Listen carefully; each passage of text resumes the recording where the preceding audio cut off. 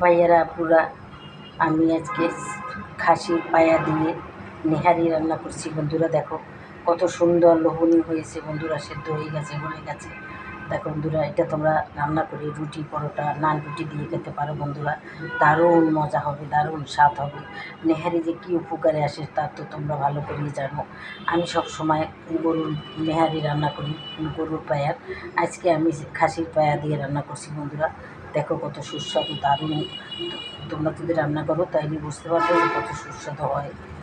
যাই হোক, যদি ভালো লাগে তাহলে বাজার থেকে কিনে এনে তোমরা এভাবে রান্না করে নিজেরাও খেতে পারো, বাচ্চাদেরও খাওয়াতে পারো, ঘরের সবাইকে পরিবেশন করতে পারো বন্ধুরা।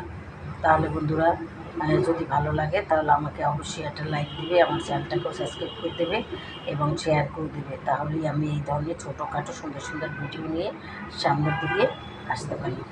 তাহলে আজকের মতো রাখি বন্ধুরা। আসসালামু আলাইকুম, খোদা হাফিজ। যে যেখানে থাকো ভালো থাকো, দেশ ও দেশের বাইরে যারা আছো তোমাদেরকে জানাই অনেক অনেক ধন্যবাদ। আসসালামু আলাইকুম, খোদা হাফিজ।